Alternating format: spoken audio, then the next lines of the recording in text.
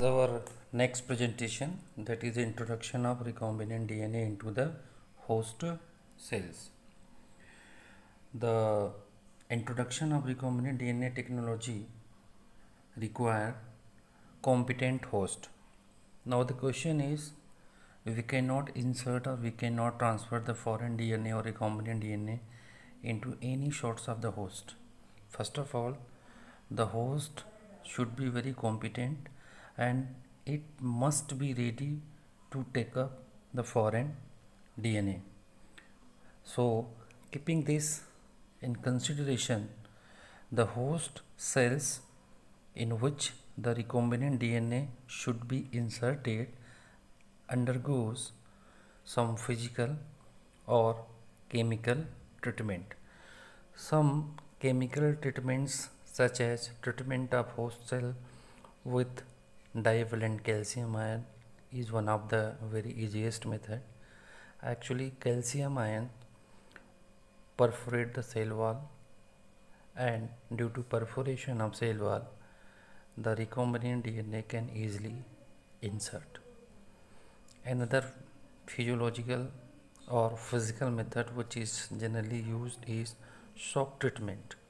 Shock treatment means the host cells first of all treated with high temperature, that is around 40 to 42 degree centigrade, and thereafter it is put on the ice for few minutes.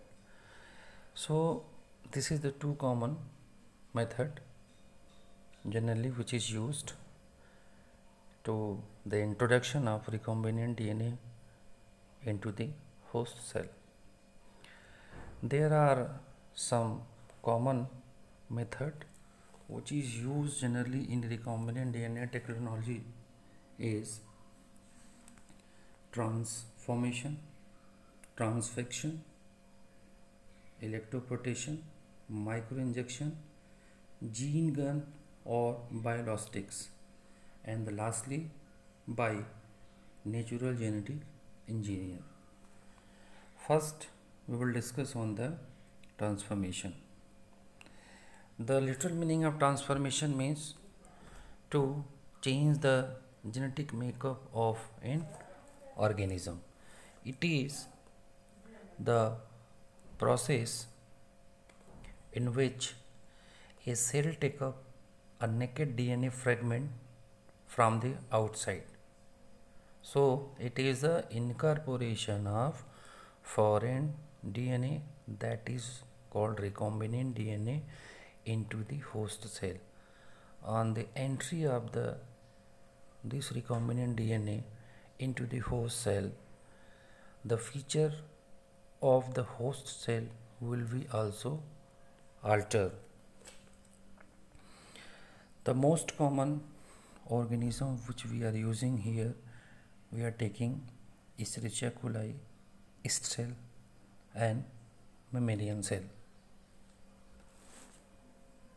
E. coli cells is competent or markedly competent to take up the external DNA when it is treated with cold calcium chloride solution. Now the second one is transfection. Transfer of DNA into an eukaryotic cell is called transfection. It means it is a method in which we are inserting or introducing the foreign DNA, that is called the recombinant DNA, into the eukaryotic cells. This type of cells which we are choosing to take up the foreign DNA, the cells is treated with substance like calcium phosphate, liposomes or dextran. Dextran, its another name is DEAE. Its full form denote diethyl aminoethyl. Dextran is one of the first chemical reagent that is used to transfer nucleic acid into mammalian cells. Host cells take up the DNA in the process, now is called transfection. Now the third technique is electroporation. The recipient host cells is treated with some ionic current. Due to the electric current, there is perforation of microscopic pores which lose the cell membrane in the cell wall, so that we can easily enter the recombinant DNA inside. Fourth one is the microinjection. The foreign DNA can be introduced directly into the animal cell or plant cell without the use of eukaryotic vector. In this method, a foreign DNA is directly injected into the recipient cell, that we call the host cell, with the help of micro syringe or micro pipette. Next one is the gene gun approach or biologistic approach. In this method, the foreign DNA which have to be introduced or to be inserted in the host cell is coated with gold or tungsten, and there is a bombardment of such DNA is take place onto the cells